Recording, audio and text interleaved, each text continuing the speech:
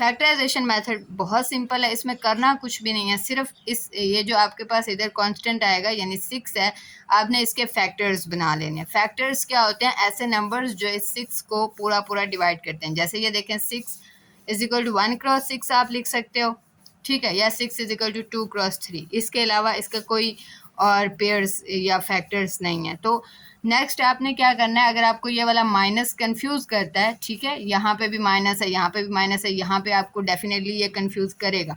इस कंफ्यूजन से बचने का तरीका बताती हूँ।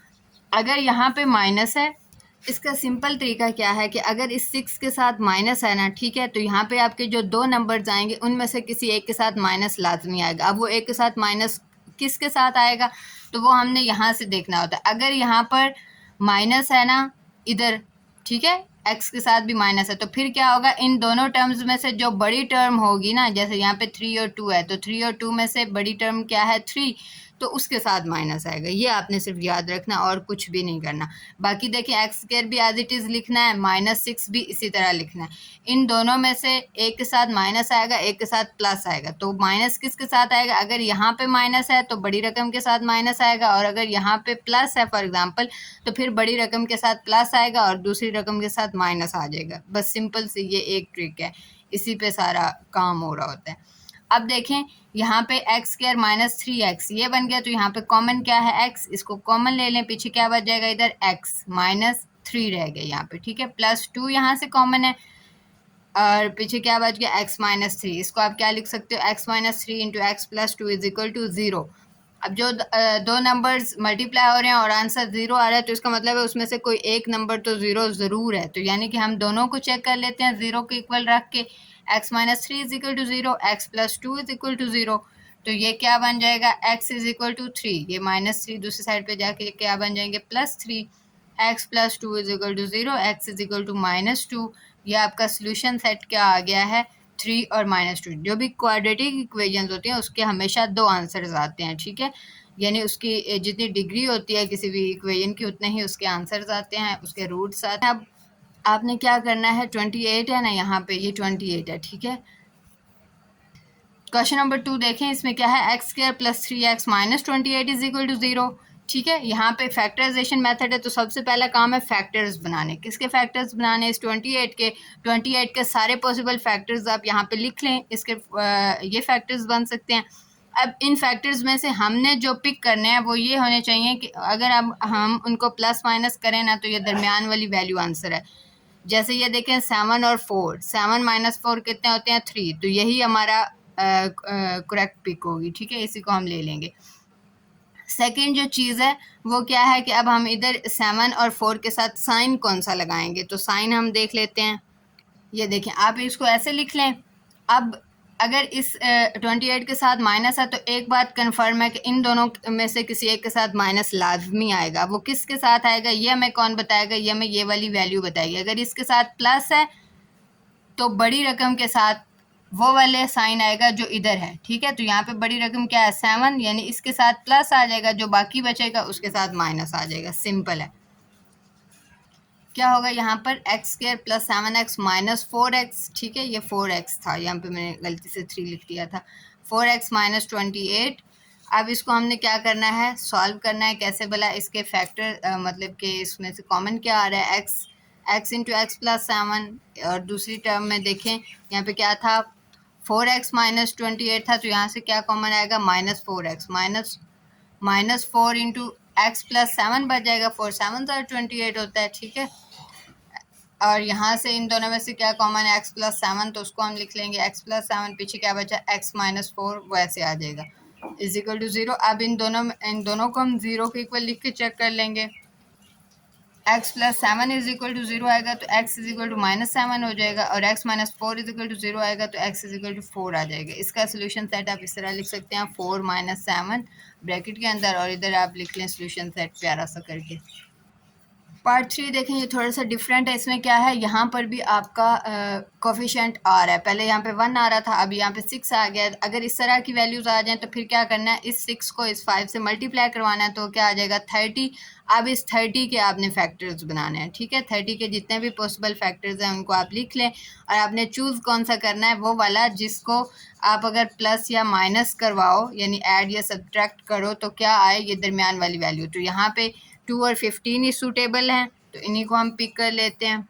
इनको हमने इस तरह लिख लिया। अब इधर लगाने हैं हमने साइंस। तो मैंने कहा है अगर यहाँ पे माइनस है तो दोनों में से एक के साथ माइनस आएगा, लेकिन किसके साथ, अगर यहाँ पे प्लस है तो क्या आएगा, जो बड़ी टर्म है आपकी 15 है तो उसके साथ प्लस आ जाएगा, बाकी के साथ क्या आ जाएगा, माइनस। अब देखें यहाँ इन दोनों 2 और 6 में से क्या कॉमन है, 2 कॉमन है, क्योंकि जो 6 है वो 2 के टेबल में आता है, तो ये क्या बन जाए, और x भी कॉमन है तो 2x कॉमन आ जाएगा। यहाँ पे पीछे क्या बच जाएगा, 3x माइनस 1, और 15 और 5 में से क्या कॉमन है, 5 कॉमन है, क्योंकि जो 15 है वो 5 के टेबल में आता है, तो 5 3 ज़ार 15 होता है। यहाँ पे क्या आ जाएगा, प्लस 5, 5 3 ज़ार 15, तो 3x माइनस 1 यहाँ पे बच जाएगा, क्योंकि 5 तो कॉमन चला गया, इज इक्वल टू 0। अब इन दोनों में से ये आपका 3x माइनस 1 और 2x प्लस 5 आ गया। इन दोनों को 0 के इक्वल लिख के यहाँ से x की वैल्यू निकालें। 3x minus 1 is equal to 0, 3x is equal to 1, यहाँ से क्या आ जाएगा, x इज इक्वल टू 1/3। और यहाँ पे देखें 2x is equal to minus 5 हो जाएगा, यहाँ पे x क्या आ गया, माइनस 5/2। अब इसका आप सोल्यूशन सेट लिख सकते हैं, जैसे हम पिछले क्वेश्चंस में जैसे हमने ये लिखा, ब्रैकेट में दोनों सोल्यूशंस को लिख के सोल्यूशन सेट के इक्वल।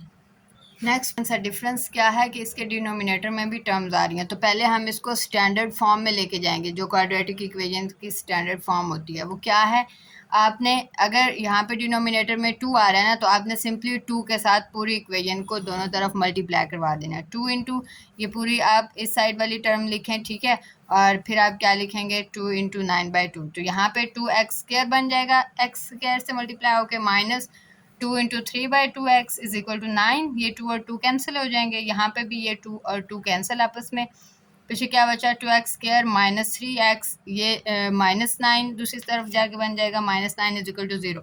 अब देखें यहाँ पे 9 है, यहाँ पे 2 है, इस तरह का अभी आपने पीछे क्वेश्चन किया है, तो इसको सबसे पहले आप मल्टीप्लाई करवाओगे, 9 2 ज़ार कितने आ जाएंगे, 18। अब 18 के आपने फैक्टर्स बनाने, और फैक्टर आप कौन सा वाला पिक करोगे, जो सॉल्व करके ऐड सब्ट्रैक्ट करके यहाँ पे 3 आ जाए अगर, तो वो कौन से वाला फैक्टर है, 6 और 3, 6 माइनस 3 3 होते हैं ना, यहाँ पे हम ये लिख लेंगे। 6 और 3 को पिक कर लिया। अब हम साइंस के लिए अपना वही पुरानी ट्रिक यूज़ करेंगे, यानी 6 के साथ इस वाला आ जाएगा जो बड़ी टर्म है, उसके साथ यहाँ वाला दरमियान वाला साइन आता है, बाकी के साथ इसका ऑपोजिट। यहाँ पे अगर माइनस है तो इधर प्लस आ जाएगा, ठीक है। अब देखें इसको क्या करना है, आपने इधर से कॉमन लेना है, 2x कॉमन है, क्योंकि जो 6 है वो 2 के टेबल में आता है, आपने यही तो चेक करना होता है। 2x इंटू एक्स माइनस 3 आ जाएगा, 2 3 ज़ार 6 होता है। यहाँ से 3 कॉमन है, 3 को कॉमन ले लें, x minus 3 into 2x plus 3 is equal to 0, ये बन जाएगा। अब इसको आपने सिंपली दोनों टर्म्स को 0 के इक्वल रख के सॉल्व कर लेना है। यहाँ से आपका क्या आंसर आ जाएगा, 3 और माइनस 3/2, ये आपका सोल्यूशन सेट आप इस तरह लिख सकते हैं। नेक्स्ट पार्ट देखें 5, जिसके लिए आपने वीडियो पे क्लिक किया था वो थोड़ा लेट आया, आई एम सॉरी, लेकिन देखें इसको हम सिंपल बनाएंगे, इजी बनाएंगे। कैसे वाला, ये देखें इसके डिनोमिनेटर में टर्म्स आ रही हैं, यहाँ पे ये देखें x माइनस 2 आ रहा है, x प्लस 5 आ रहा है। तो जो आपकी डिनोमिनेटर में जो भी टर्म्स आ रही होंगी, आपने सिंपली उन टर्म्स को उठाना है और इधर भी मल्टीप्लाई करवा देना है दोनों टर्म्स को, और इस साइड पे भी मल्टीप्लाई करवा देना है। दोनों साइड पे मल्टीप्लाई करवाने के बाद देखें जो टर्म कैंसिल हो रही है उनको कैंसिल कर दें। यहाँ पे देखें x माइनस 2 है डिनोमिनेटर में, यहाँ पे उसके साथ मल्टीप्लाई हो रहा है तो ये कैंसिल हो जाएंगे। इसी तरह इधर से x प्लस 5 और x प्लस 5 कैंसिल हो गए। बाकी क्या बचा, x plus 5 into 3x minus 8, ये दोनों टर्म्स आपस में मल्टीप्लाई हो रही हैं, तो आप इसको अलग-अलग मल्टीप्लाई करवा लें। पहले x को इस पूरी टर्म के साथ मल्टीप्लाई करवा रहे हैं, फिर 5 को इस पूरी टर्म के साथ मल्टीप्लाई करवा लें। ये क्या बन जाएगा, x multiply by 3x square minus 8x plus 5 3 ज़ार 15x माइनस 8 5 ज़ार 40, ठीक है, इज इक्वल टू दूसरी तरफ भी इसी तरह मल्टीप्लाई हो रहे थे। 5x को हमने पहले इस पूरी टर्म के साथ मल्टीप्लाई करवा लिया, ठीक है। 5x को जब x से मल्टीप्लाई करवाया तो 5x स्क्वायर, 5x को जब माइनस 2 से मल्टीप्लाई करवाया तो माइनस 10x, माइनस ये 2 देखें, 2 को मल्टीप्लाई करवा लेते हैं, 2 को x से करवाए तो 2x माइनस माइनस प्लस 2 2 4। अब इसको सॉल्व कर लें, यहाँ से 8x और 15x सॉल्व हो रहे हैं। 15 माइनस 8 कितने होते हैं? 7। 3x square plus 7x minus 40 is equal to 5x square. 10 और 2 12 माइनस 12x प्लस 4।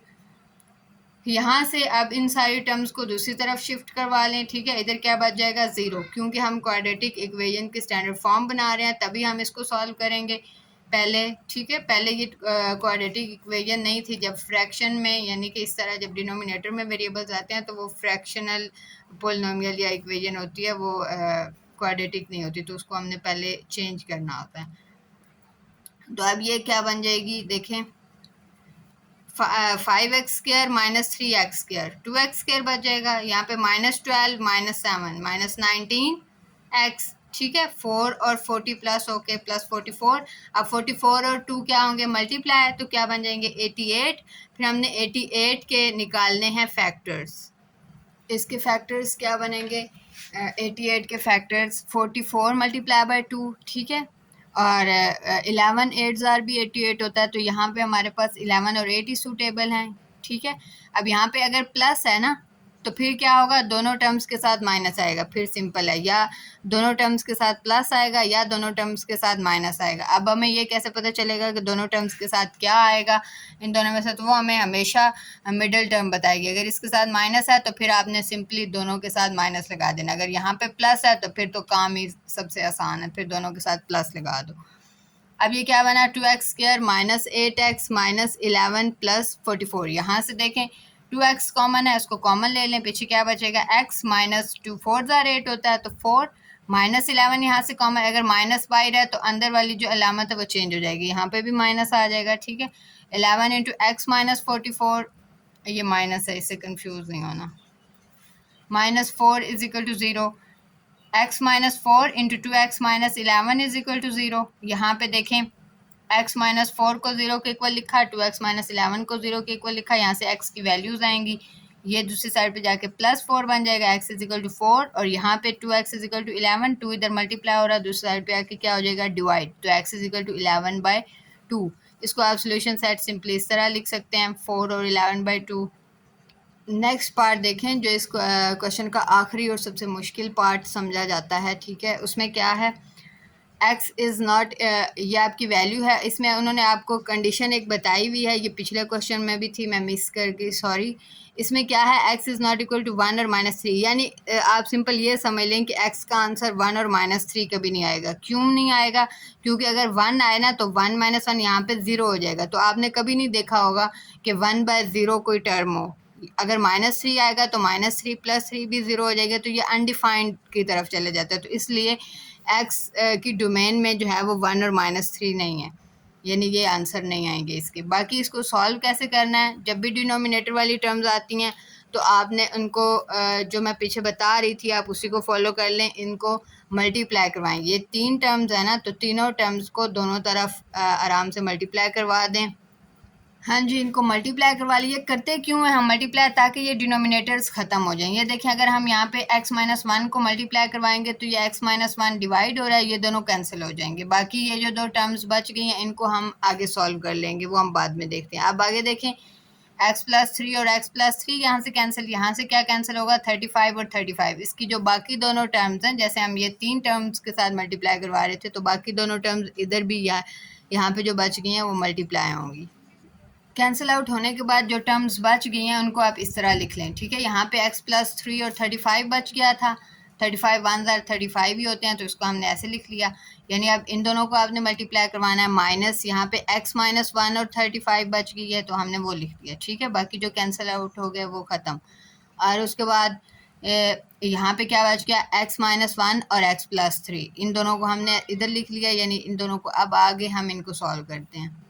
इसको मल्टीप्लाई करवाएंगे सिंपली, 35x से मल्टीप्लाई होकर 35x + 35 3 ज़ार 105 माइनस 35x माइनस और माइनस प्लस 35 1 ज़ार 35 इज इक्वल टू x को पहले इस पूरी टर्म से मल्टीप्लाई करवा लें। x से मल्टीप्लाई होकर क्या बन जाएगा? x स्क्वायर -1 जब x से मल्टीप्लाई होगा तो -x, +3x से मल्टीप्लाई होकर +3x, +3 जब -1 से मल्टीप्लाई होगा तो -3। ठीक है, अब इसको सिंपली सॉल्व कर लें। यहाँ से देखें 35x और 35x एक जैसी टर्म्स हैं, ऑपोजिट साइंस हैं, यानी यहाँ पे माइनस यहाँ पे प्लस है, तो ये तो कैंसिल हो जाएगा सिंपली। 35 माइनस 35 वैसे भी 0 होता है।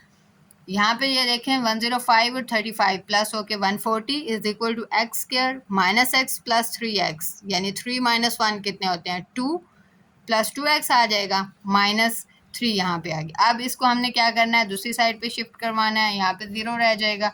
X square plus 2x minus 3 minus 140, 140 और 3 कितने होते हैं 143। तो ये आपकी क्वाड्रेटिक इक्वेशन की क्या फॉर्म बन जाएगी, ये x square plus 2x minus 143 is equal to 0। अब सिंपल हो गया। अब हमने इसके क्या करने हैं 143 के फैक्टर्स बनाने हैं। तो 143 क्या फैक्टर बन जाएंगे, सूटेबल फैक्टर्स 13 मल्टीप्लाई बाय 11, 13,000 होता है ना 143। ठीक है, तो यहाँ पे हम वही अपनी टेक्निक यूज़ करेंगे, 13 और 11 लिख लेंगे, एक के साथ माइनस लगेगा, एक के साथ प्लस लगेगा। अगर यहाँ पे प्लस है तो 13 और 11 में से जो बड़ी है यानी 13 के साथ प्लस लग जाएगा, और इसके साथ माइनस। ये मैं बार बार इसलिए कर रही हूँ इसको कि अगर आप डायरेक्ट ये क्वेश्चन देखें तो आपको फिर कंफ्यूजन ना हो। ठीक है, एक्सप्लेन, वरना मैं ये हर सवाल में एक्सप्लेन कर चुकी हूँ, उसके इधर ज़रूरत नहीं थी। बाकी x इंटू एक्स प्लस 13 बच जाएगा -11 x, इधर क्या बचा आपके पास x, ये माइनस, अगर बाहर माइनस है तो अंदर प्लस होगा। सिंपल रूल्स हैं, बेसिक डेली लाइफ में यूज़ होने वाले। तो यहाँ पे +13 इज इक्वल टू 0, यहाँ पे क्या आ जाएगा x plus 13 into x minus 11 is equal to 0। यहाँ से x plus 13 is equal to 0 रखेंगे आप, और x माइनस 11 को भी 0 के इक्वल रखेंगे। यहाँ से आपके दो आंसर्स आएंगे, एक -13 और एक 11। तो आप इसको सोल्यूशन सेट में किस तरह लिख सकते हैं, इस तरह 11 - 13।